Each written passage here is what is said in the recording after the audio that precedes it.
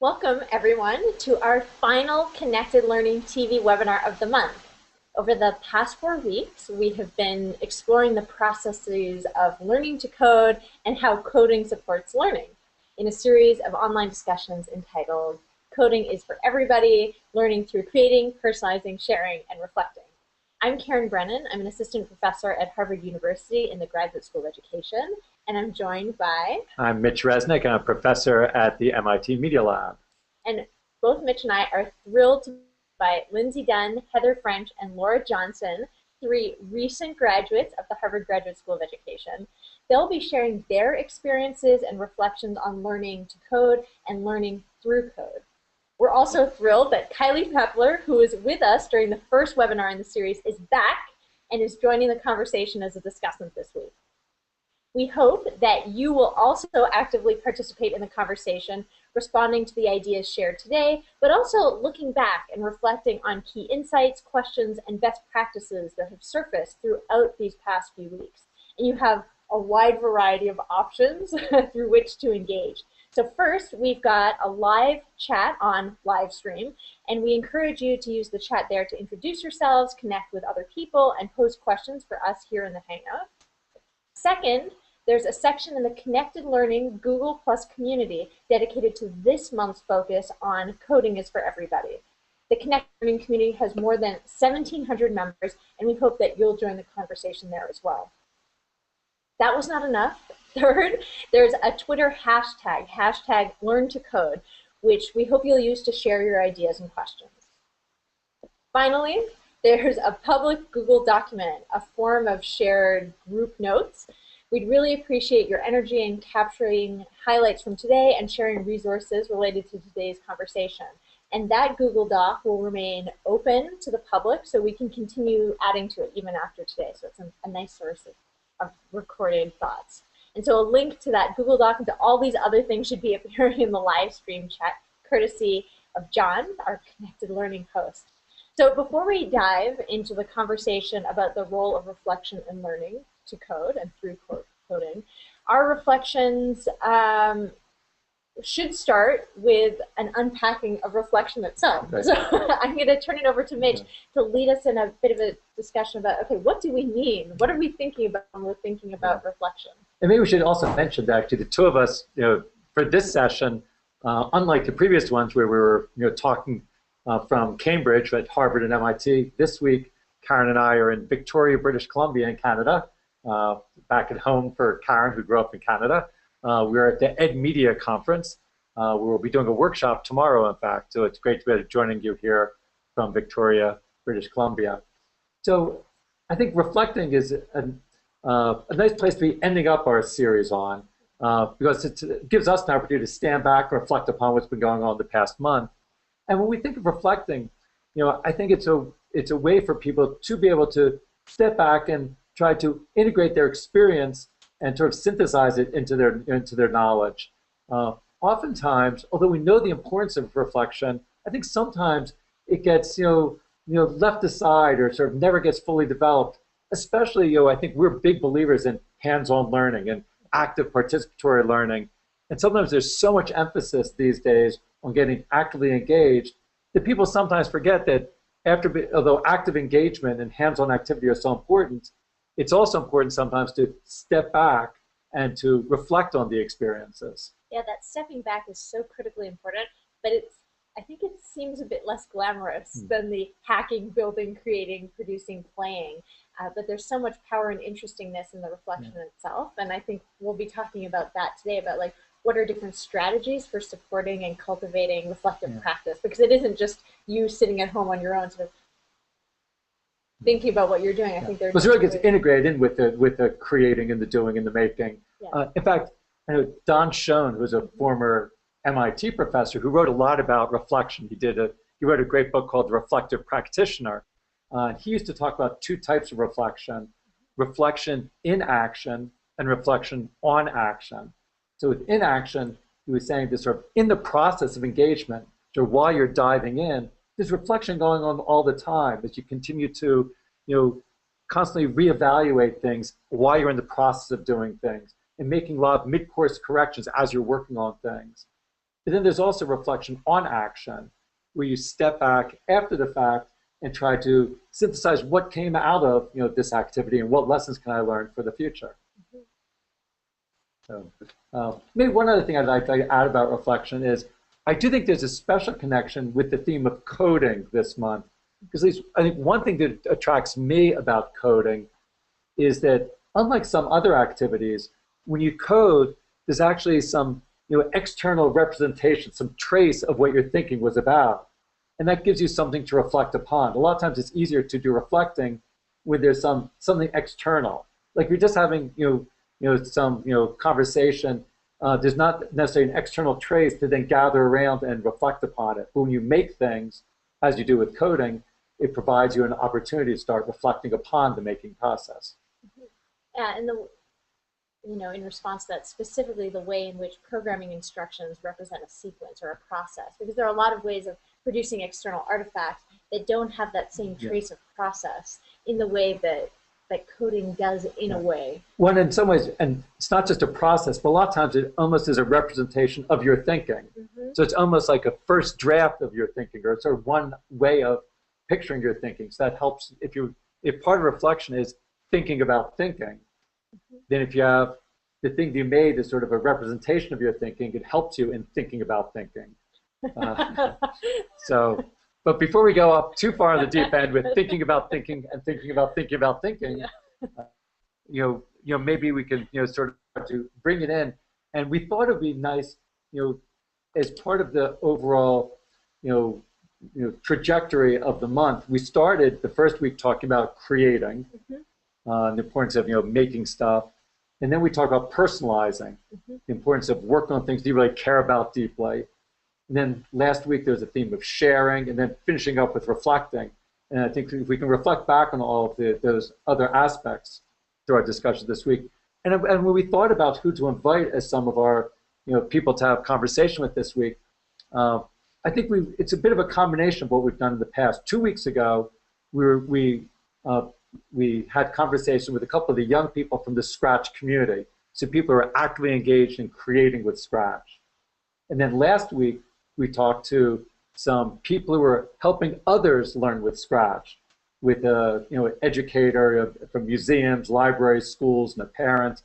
And we talked to them about how to support others in their learning. And this week we decided to bring in 3 students who've been working with you at Harvard Ed School in the past year. And they actually were diving in and learning coding themselves this year, but of course also reflecting during the year about how to help other people learn. So I think we thought it'd be great to have Lindsey, Heather, and Laura to join us to talk both about their own experience, but also what they gained from that experience for helping other people learn. Yeah, I learned a lot from Heather, Laura, and Lindsey as they underwent this process of teaching themselves to learn how to program, because it was sort of an interesting adjacent set of experience in relation to my work of studying what young people's experiences are like. So I thought there's a nice complement, there's some contrast, there's some complement. So I'm really excited. Great.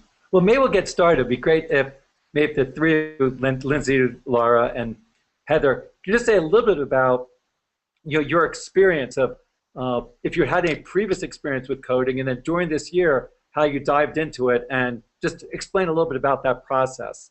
Do you have a suggestion of who should get started? Whoever wants to go first. I guess I can start. I guess before I even got to Harvard, going into the Technology Innovation Education program, even though in the program description they said people from a wide array of technology backgrounds are going, I still had this fear that everyone who was going could code, and I would be the only one who didn't. And of course, you find out that that's not the case, but still you're surrounded by all these people, with MIT nearby and all these your classmates who can do these incredible things and build these incredible things through coding, that it immediately inspired me to just kind of jump right in. Do you guys want to say anything? I'll go. So I had previous experience with coding actually in high school, and I took a C++ course and struggled through that, but liked what I was doing. And then in my undergrad, I took MATLAB and also struggled through that course, and enjoyed it less, but appreciated what I was going through. And then once I got to Harvard, I knew that I wanted to get back into learning coding, and I wanted to kind of avoid the pitfalls that I had encountered in my previous coding experiences. I wanted to make it like authentic, and I wanted to make it like meaningful to something that I was working on, rather than you know, disconnected activities in a workbook or online. And that's what I really tried to do with my projects throughout the year.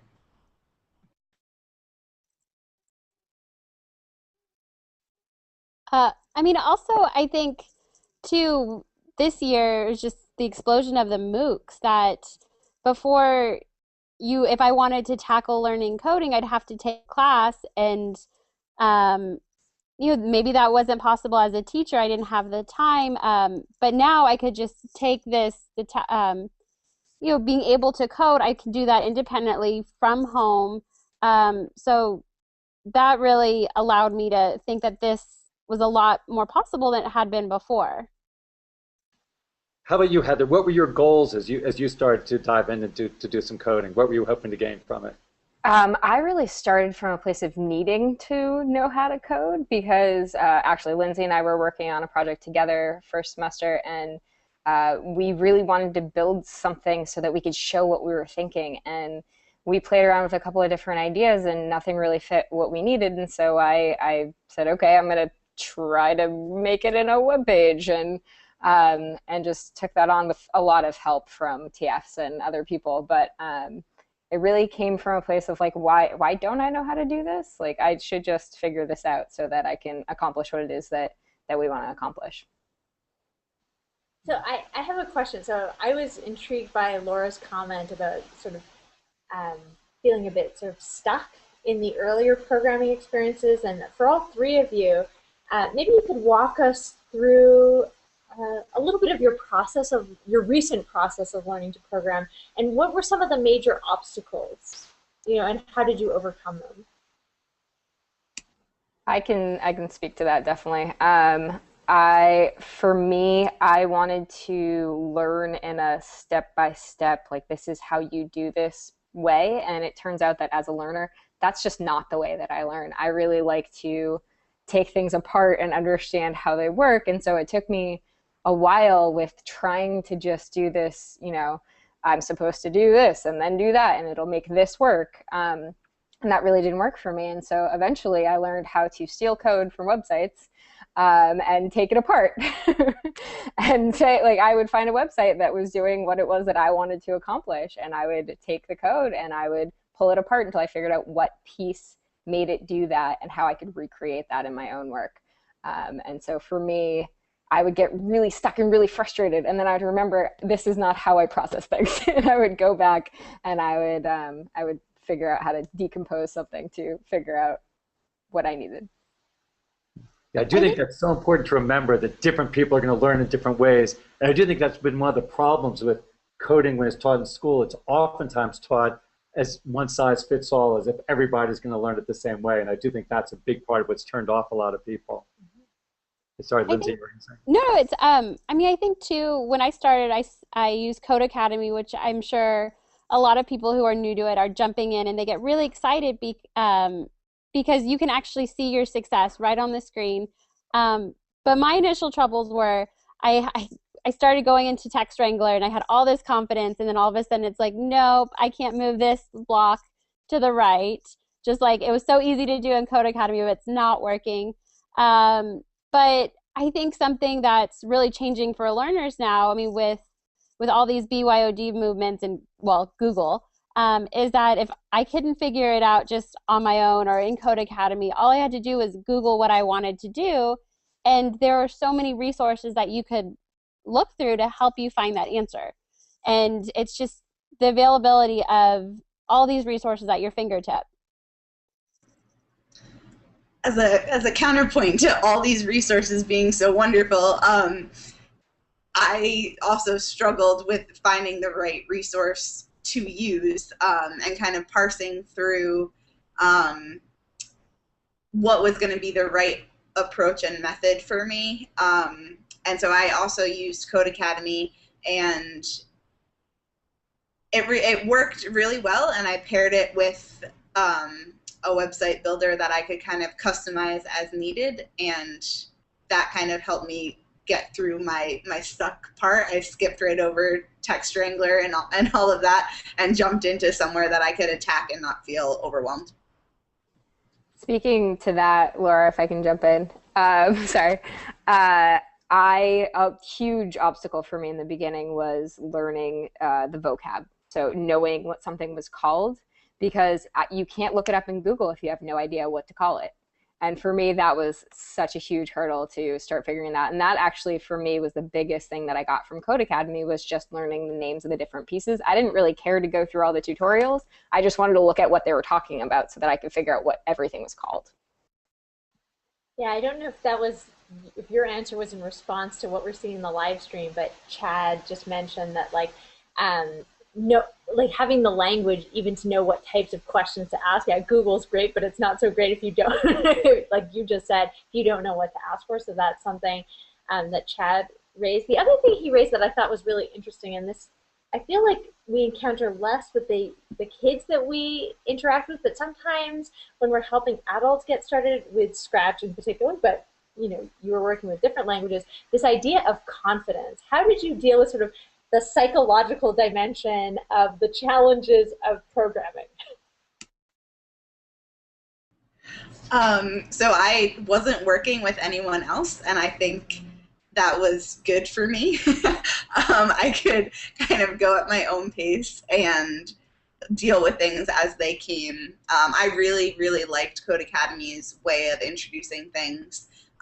It really worked for the way I learn, and it was very systematic, and it created like a cohesive understanding, at least for me, that was lacking in my previous coding experiences. Instead of just kind of getting thrown into the deep end and saying, okay, like figure out how to make this work, I knew how it worked before I tried to implement it on a web page or in a bigger project.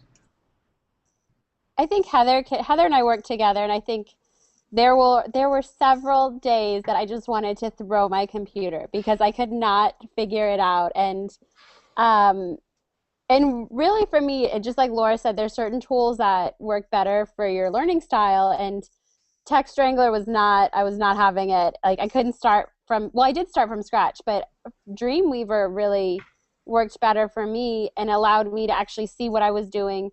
And they have a design view, so whatever you do, you see it right away, and that helped. But definitely in our learning styles, Heather and I would talk about it, but then we'd go back and kind of figure it out on our own. But having that person to talk to was really helpful.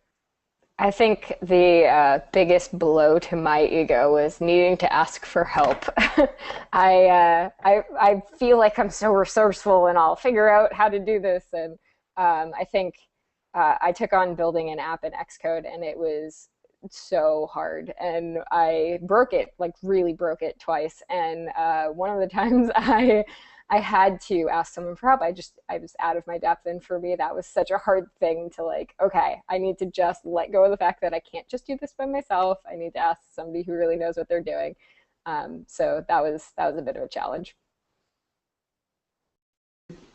Did it end up feeling very different from, obviously all of you had a lot of other experience just using various applications. The activity of actually coding or designing your own scripts, how did that sort of change your relationship with the technology? Did it have a very different feel from other things you've been doing with computers? I think it really makes me look at things differently. Like yesterday I was working in Excel with my friend, and I was just blown away. Like I can't imagine what the coding is behind this, and you look at everything through a different lens. Like what did it take to create this? Like Google Hangout, I have no idea where to even start, but I'm now thinking about that, where before I feel like I was just a user but not thinking about the back end of it. So I think that has definitely changed for me.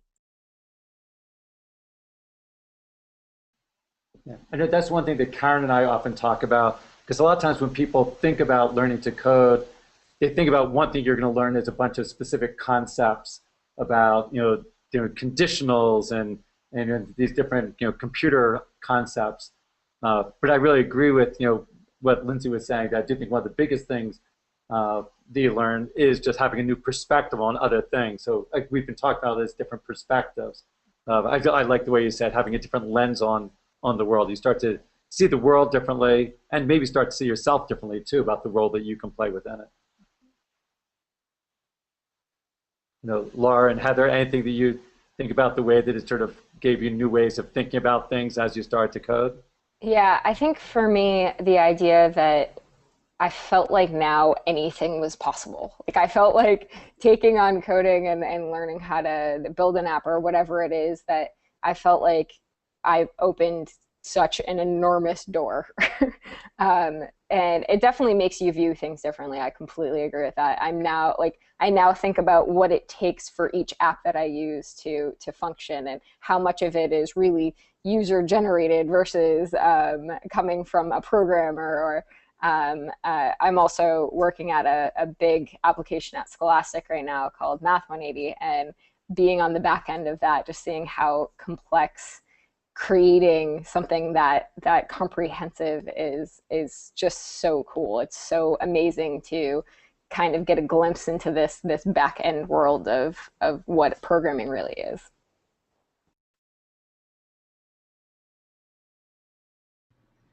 Yeah, I think I totally agree with both of what you said.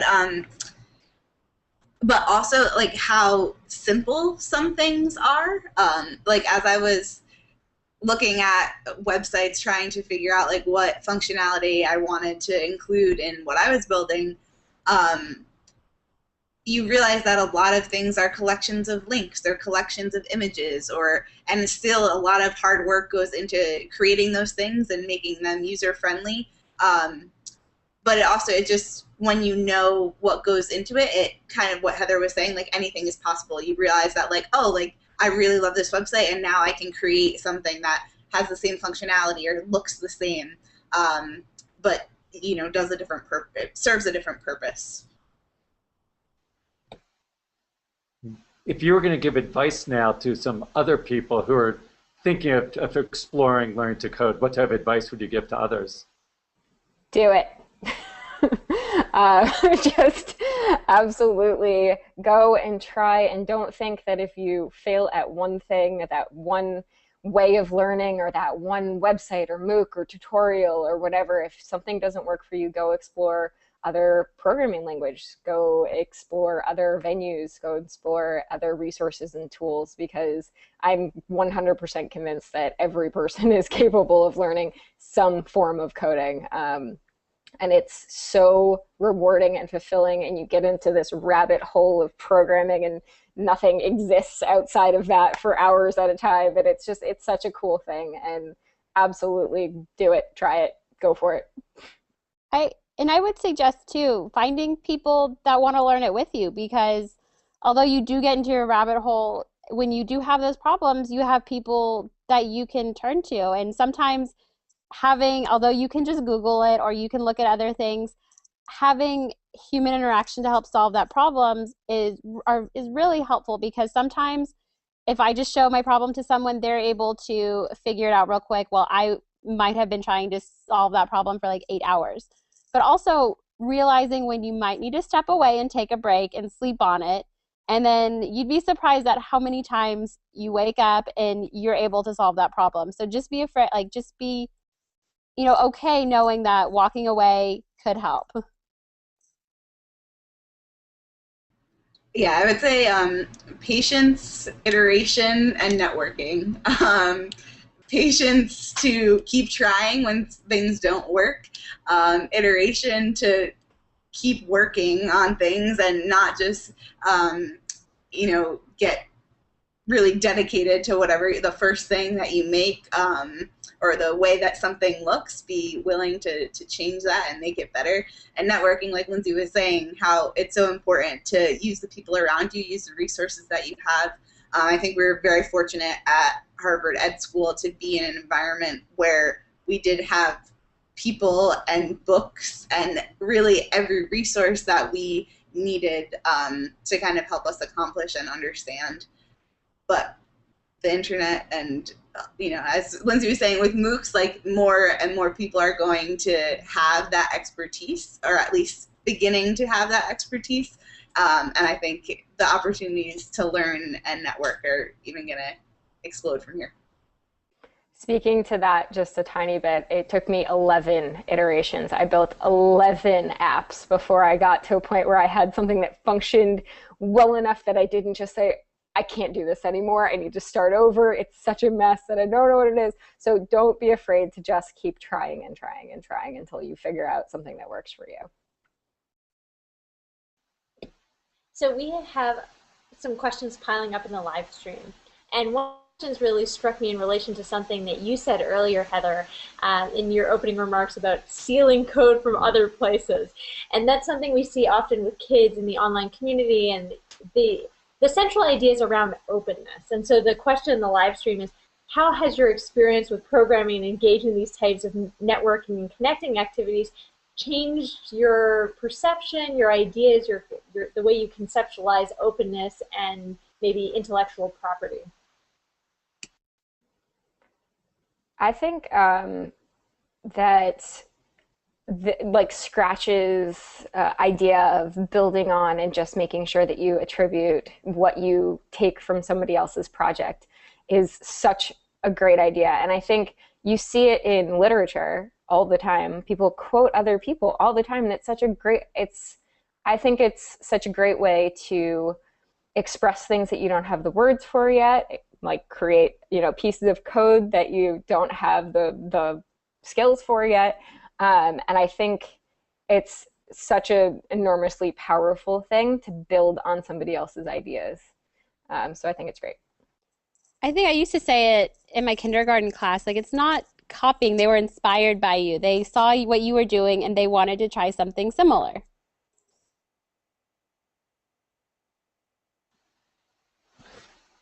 If only we could get everyone to think the way kindergarten kids do, we'd be in better shape. So, maybe I know one other thing I was going to ask about. I know Laura had mentioned patience, iteration, and networking. That's a nice triplet. Which I thought was a great triplet. I know those useful in coding. That's useful for lots of other things as well. Good life triplet. Yes. So I think one thing that I take away from it is that learning those things, it might help you in coding, but do you think the things that you learn in coding to become better coding, do you think you're able to then apply it elsewhere? Do you think that coding is a particularly good way of learning those types of life skills like patience, iterating, networking, and could you then apply it elsewhere? I think absolutely. I think coding suits at least my personality pretty well. So the things that I learned there, I'm able to translate into thinking about other things and problem solving, and moving through things in a logical way, in a systematic way. And those things are very applicable to making things and figuring out, okay, like this isn't working and what part doesn't work, and going back and tweaking things here and changing things here and trying again and seeing what happens. And I think Scratch is a really wonderful platform for doing that because it makes it so easy to change and tweak and fix, as opposed to other languages that are a little bit more finicky. Yeah, so in learning Scratch, I actually started with remixing someone else's project to figure out what the blocks did, and not be so overwhelmed by all of the program's capabilities and just focus on a subset of things.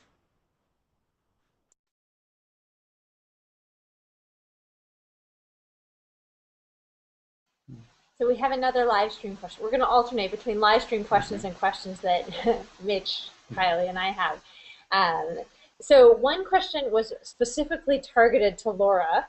Can Laura talk more about networking opportunities that we could take advantage of? So we won't pick entirely on Laura. Anyone who wants to, you can phone a friend, Laura, if you want to call in Heather or Lindsey. Feel free to do that. So yeah, I assume the question is like concrete examples of networking connections. Sure, I can start at least. So what I was referring to, at least in my experience, so I use Code Academy, as I said, and I really utilize the forums on Code Academy a great deal. When things were either wrong, like in the tracks of Code Academy, or I just had a question, I never actually had to type a question. Every single thing I had a problem with was already there and was already answered, which I thought was amazing and a tribute to the community that had formed and how supportive it was.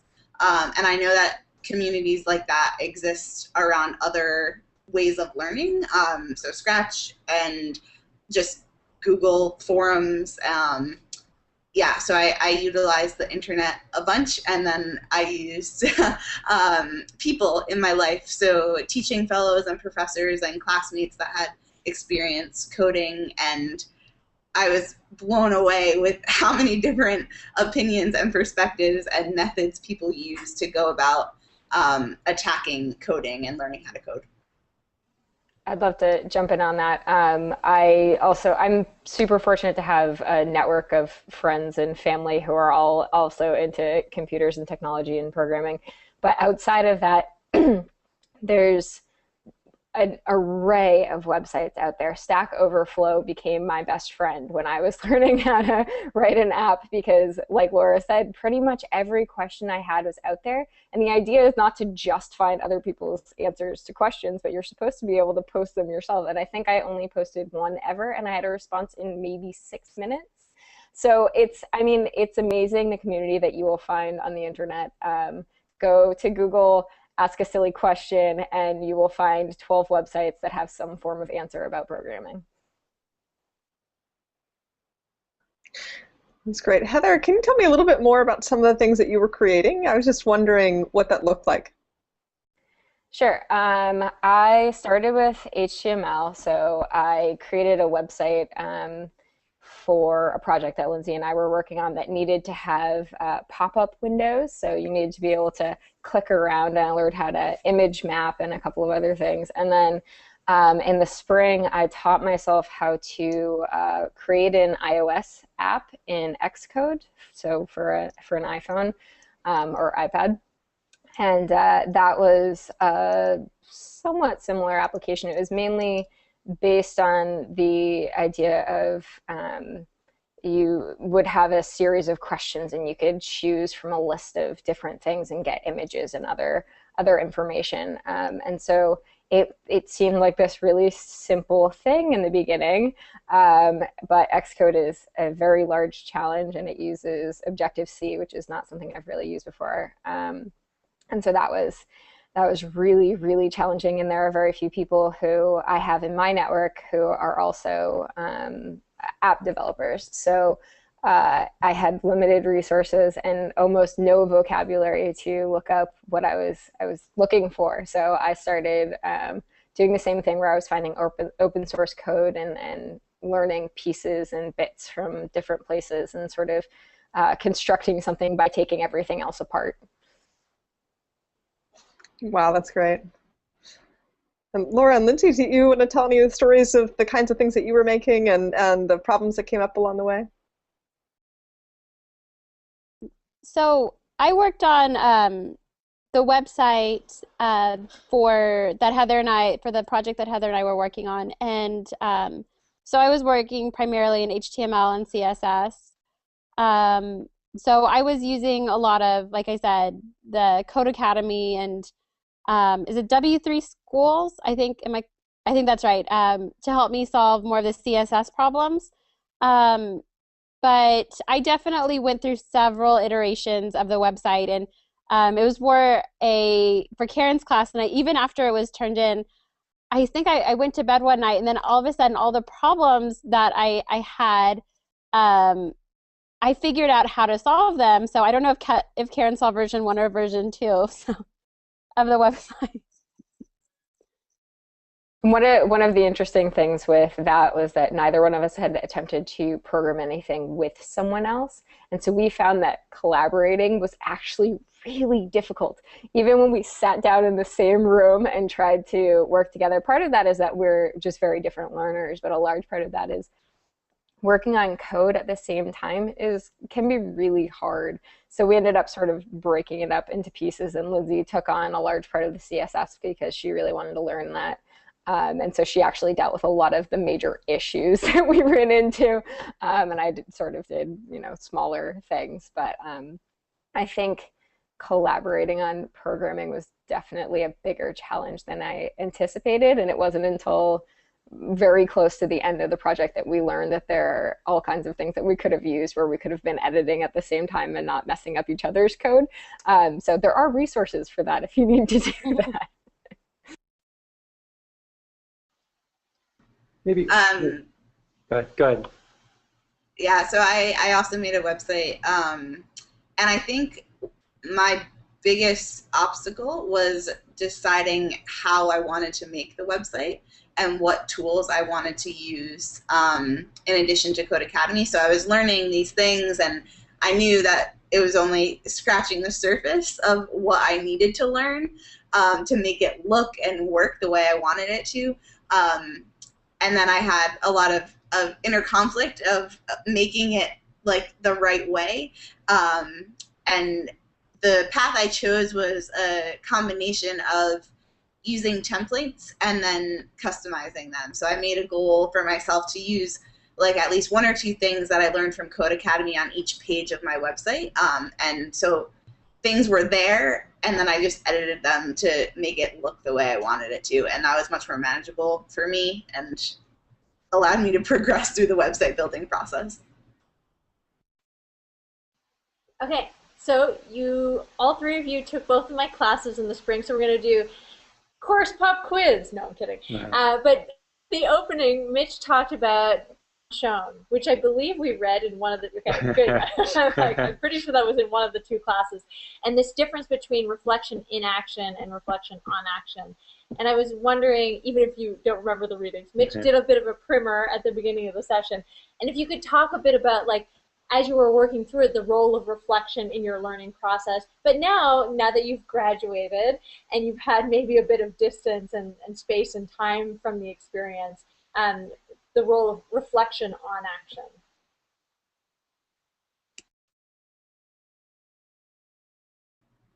So I kind of kept a running document throughout the semester of my thoughts and struggles and also just like tasks that I accomplish on the website.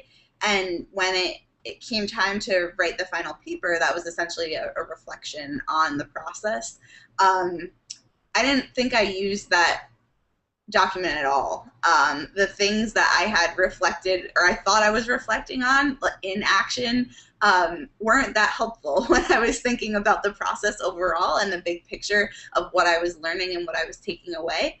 And I guess now that, I don't know, we're a month after graduation, I don't know, I look back on the process kind of fondly, and I want to continue with Code Academy, and looking back on my paper just before this webinar,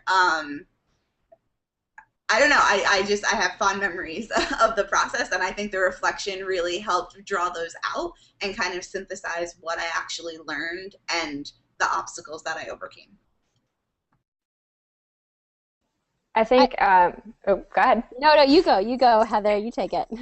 A funny thing is, I was going to say talking to Lindsey was really my reflection on action, because we were working together, we had to be able to vocalize what it was we were doing and where we were running into problems, and really think about what it was that was being accomplished or not being accomplished, or being able to verbalize like what my actual process was. And especially when Lindsey was just jumping in at the very beginning, and I work so differently than she does, and I was like, oh, we'll just start with Text Wrangler, and she spent, I don't know, an hour at least in Text Wrangler and was so frustrated, and it was just so not the way that she functions.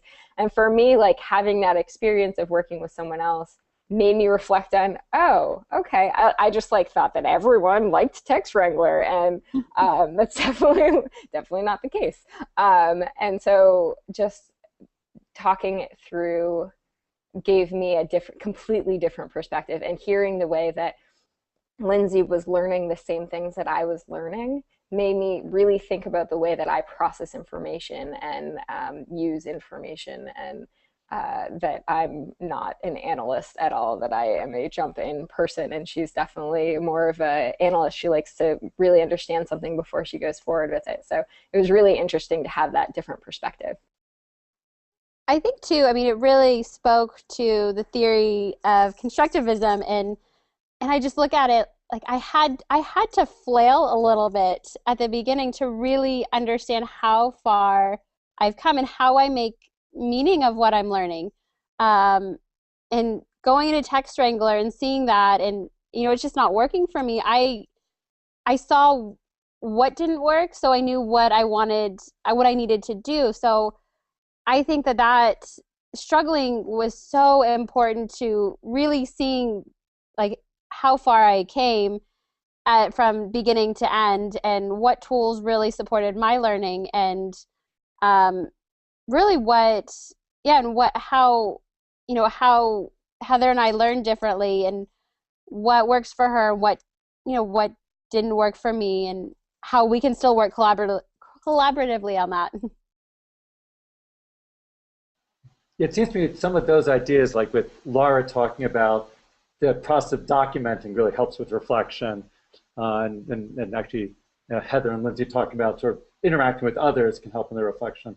I'm interested, Karen, I know in the workshops that you do with educators, something you think about a lot with how to both help them with reflecting, but how they can help their students with reflecting. Maybe you could talk about some of the strategies that you've used in different workshops for supporting that reflection process.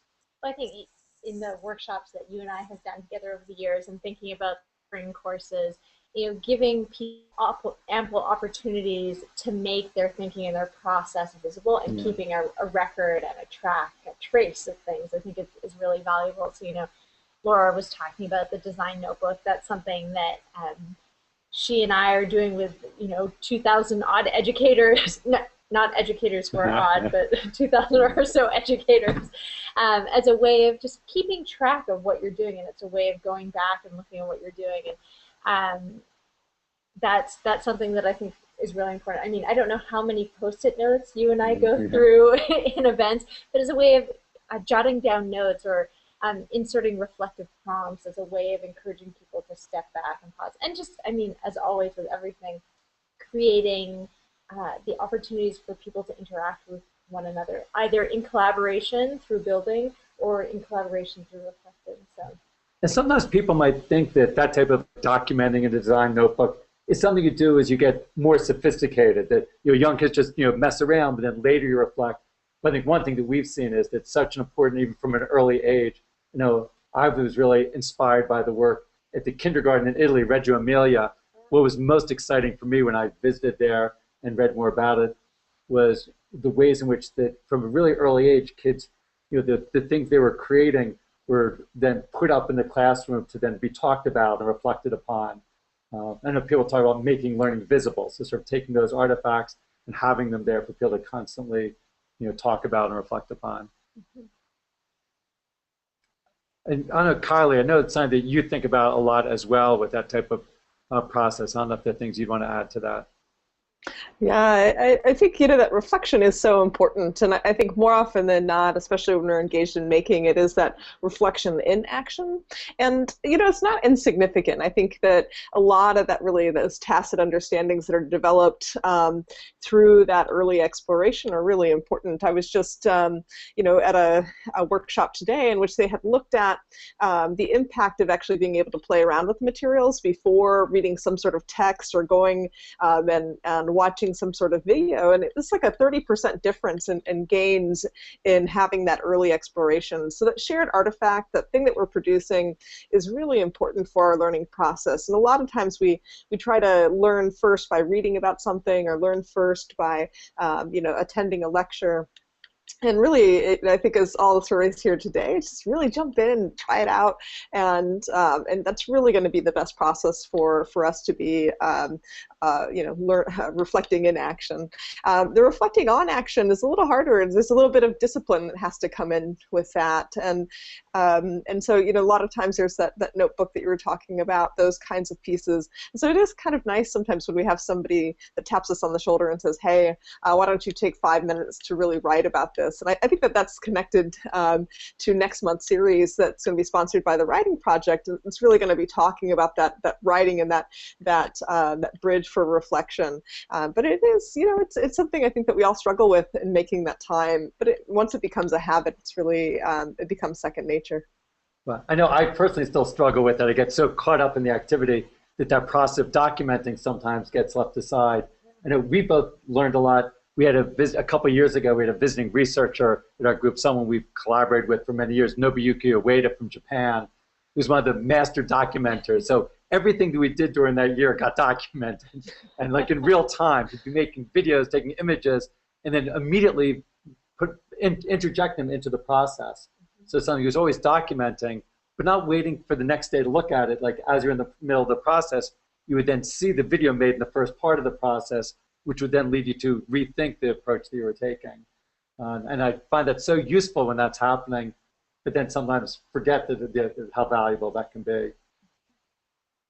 I think that's a good point. I think, as for practitioners or, even for all of us that are learning, it's really nice if you have a partner that sometimes you just sit back and observe what's going on and let them know kind of what you're noticing and observing.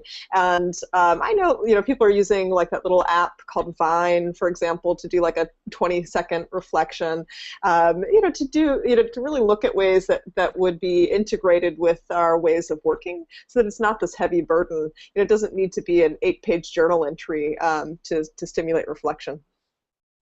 I do think the idea of having more integrated is really important. I know one of the students in our research group, Eric Rosenbaum, for his master's thesis, he did a modified version of Scratch with what he called Jots, which is basically a micro-blogging facility built into the Scratch interface itself, because he knew people were unlikely to, in the middle of a project, go off to the side and start, doing something in a separate document. So he made it that you could start just writing a little bit of something about, I'm frustrated because, I'm surprised because, and it would give you little prompts. But you could also then would store those up so afterwards you could go back and reflect upon your process. But other people could also find out about the way you did things. Because as much as we do think that the code itself gives a sense of what you're thinking, sometimes you only see the final product. You don't see how the person got there. So I think with the JOTS process, the idea was to let along how you were doing things. But it really makes such a big difference when there's not the big barriers there, when it's just easily integrated into your activity. Yeah, what I loved about JOTS was that it highlighted the trial and error, that Heather, Laura, and Lindsey have all talked about it, sort of like the pain, the frustration, and you often sort of just see the joy at the end, but like a lot of hard work and, failure points get introduced into the process. So JOTS was great, great at reminding you of all the failure points. Yeah, but it's great to see the other people go through those failure points as well, because a lot of times you only see the final products that others have done, and you don't realize that they go through all the same frustrations that you go through. So seeing that other people go through it can be really reassuring. And you can also learn from it to see the way it's both reassuring that other people have the same challenges, but then illuminating when you get a chance to see how it is they get beyond those obstacles. Yeah, I think that's a great point. And it reminds me of, like in, in art classes, that there's always this moment of critique, where people gather at the end to really view and watch the work that's being produced. And, in online communities, the idea of, creating a portfolio of work to reflect upon, or, within the Scratch community, or you could think about, maker fairs or some of these events that are happening and bringing that work and sharing it across that community. I think that it gives you a natural context for reflection as you're starting to talk about your process. People are asking questions that maybe you haven't asked yourself. It becomes a really nice way to connect with others, but also to reflect on your own learning. Jumping back to what you had said before, Mitch, one of the aspects of programming that I probably overutilized was that you can comment in the actual code. And so as I was creating app after app after app that wasn't working, I was going in and making myself little notes in each of my separate text documents saying, like, this piece of code worked, it did this. This piece of code didn't work, it didn't do this, I thought it was going to.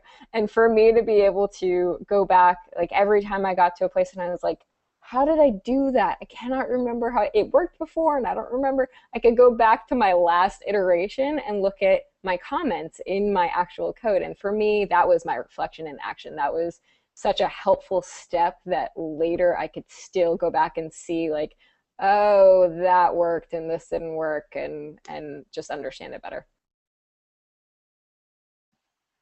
So one definition of reflection that's really resonated with me over the years is this idea that reflection is developing an understanding of where you currently are and where you would like to be and the difference between those two states.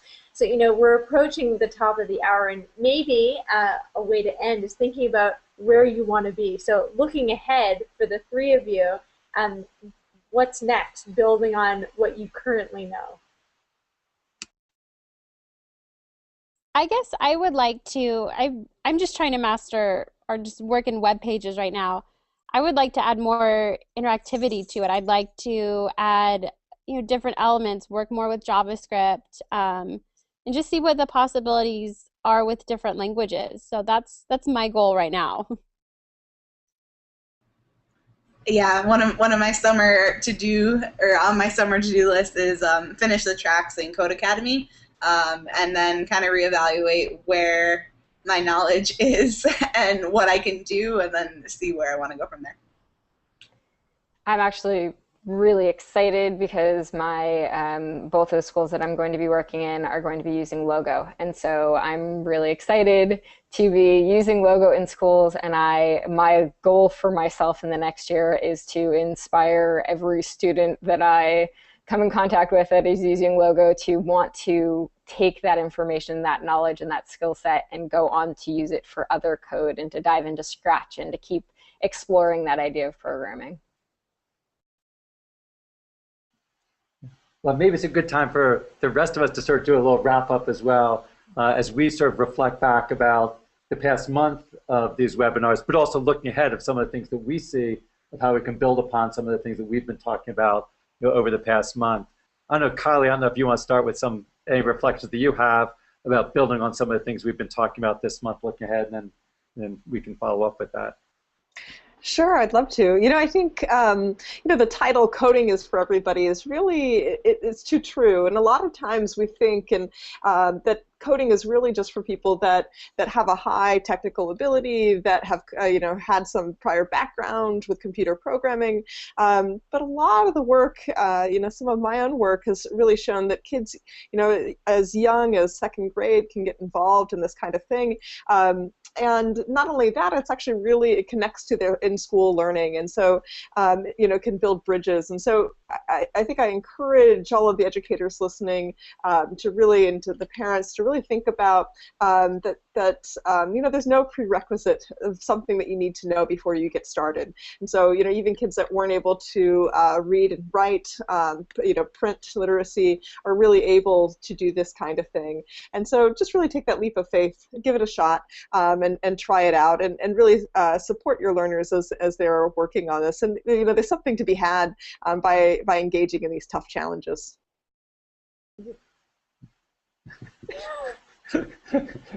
Go. Karen and I were trying to figure out which one of us was going to talk. We need to work on our television. So our coordination was not fully up there. Yeah, I do think that we're following up with some of these same themes. As we've been talking the past month about coding is for everyone. I know that we've been talking a lot about coding, and we think that's really important for everybody to learn to express themselves with new technology. I think one thing that strikes me most about a lot of the discussions we've had this past month is that the things we're learning through coding actually get applied to all the things that we're learning.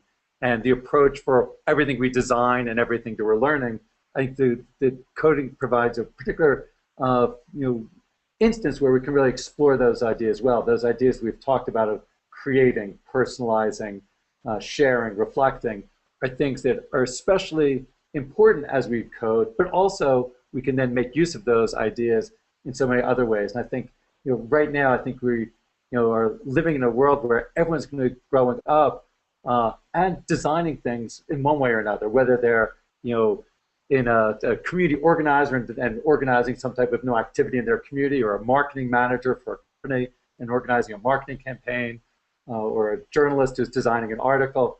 Everybody is designing and creating all types of different things. And I think one of the things I think we want to continue to think about is how we can use some of the ideas we've talked about here with coding, that it is for everybody because people can make use of it regardless of whether they're coding or not, but in all parts of their lives. And maybe just to end up, I think that connects with some of the core ideas of connected learning that I think one reason we were really happy to be joining the Connected Learning TV series is we saw lots of parallels between the ideas we've been working on and the things in the connected learning community, that the personalizing that we emphasize really gets connected to the interest-based approaches from connected learning, and the sharing and social dimension that we talk about is so connected to a lot of the peer-based interaction and learning from one another in connected learning. So I just see great potential for the things we've been working on to really connect together with people in the connected learning community. Because I think a theme that's run across all the sessions, or at least I hope it's run across the sessions, is that I think it's really easy to get distracted by the particular tool and the particular technology, but it's connected learning. This series was about approaches to learning and not losing sight of these really powerful practices and approaches to learning is something that we hope people carry with them beyond these particular webinars and into the classroom and into all sorts of different learning environments. And we'll keep working on it too, because we know that we don't have, it's a lifelong activity to keep on refining those ideas. Yeah, as I loved Laura's triplet with the patience, iterating, and networking, and I think that's good across all sorts of practices, as you said earlier. So we're really thrilled to have had the opportunity to engage with the connected learning community for the past month. So thank you, everyone, particularly to our guests this evening for joining us. We're really grateful. Thank you for the great conversations tonight. But across the whole month, we've so enjoyed the conversations. By tomorrow, as usual, there's going to be a full recording of this webinar and other curated content on Connected Learning TV that you can share with your networks. And this wraps up our final webinar. We hope to continue to see you in the Google Plus community, on Twitter with the hashtag #LearnToCode. Hope to see you in the Scratch Ed and Scratch communities. And that wraps it up for Coding is for Everybody month. But next month, exciting things afoot, as Kylie mentioned. On next Tuesday, July 2nd at 10 a.m. Pacific time, Connected Learning TV will be kicking off a month-long focus on making and connected learning, so shared themes and sensibilities with the National Writing Project, as Kylie mentioned. So we're really excited about that. We'll be tuning in to our National Writing Project colleagues. And so check out Connected Learning TV for more information about how you can get involved. And with that, so one final, again, thanks to all the people behind the scenes on Connected Learning TV who take care of lots of things to make all of this happen. So we really appreciate all of their support over the past month. Yeah, thank you, John. Okay, have a good night, everybody. Okay, bye-bye.